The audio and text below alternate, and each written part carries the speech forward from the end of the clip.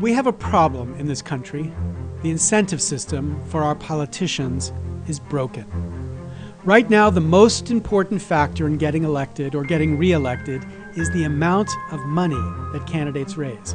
And sometimes raising money is the determining factor, which means that in order to get re-elected, politicians don't have to keep the voters happy. Increasingly, they have to keep their funders happy first. Members of Congress and candidates for Congress spend anywhere between 30 and 70% of their time raising money from deep-pocketed special interests. They're not making policies or governing. Increasingly, their number one job is just raising money. Now, they were elected to serve the people, all the people, but they are forced increasingly by this system of corruption to serve the funders. There is no question that the issues Congress chooses to address and the solutions that Congress considers are for the benefit increasingly of these funders. This is a problem of corruption. This is corruption that enables crony capitalism, defeating both free markets and feeding on the political dysfunction that is killing our democracy. And this system of corruption exacerbates our current broken political system. But there are solutions out there to make sure that Congress has both the duty and the incentive to serve the people. Dedicated activists from the right and from the left and from the center have put aside for the moment their most important issue to address this first issue that they realize we must fix before any real progress on any important issue can be made. This first issue of this system of corruption. But we need your help. The biggest obstacle that we face is not organized opposition from the other side, but a pervading feeling of powerlessness.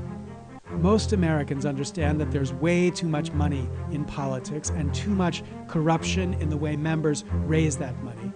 But they don't believe that there's anything we can do about it. But we do. We are the New Hampshire Rebellion.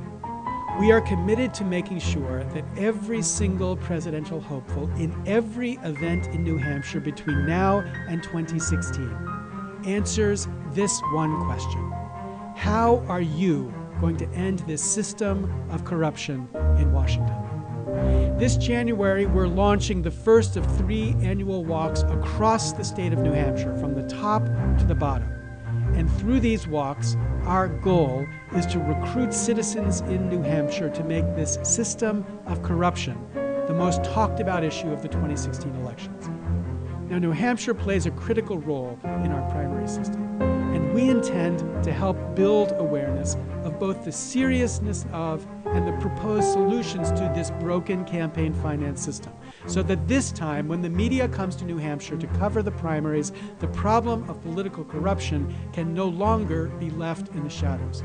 On January 11th, citizens, including myself, will walk 185 miles from historic Dixville Notch to Nashua, in the spirit of the reformers who came before us, people such as Granny D, who in 1999 walked across the United States with a sign on her chest that says Campaign Finance Reform, or John McCain, who in 1999 launched his campaign in New Hampshire challenging this system of corruption, or my friend Aaron Swartz, who we lost to suicide last January, who convinced me to take this issue up as the #1 issue to fight.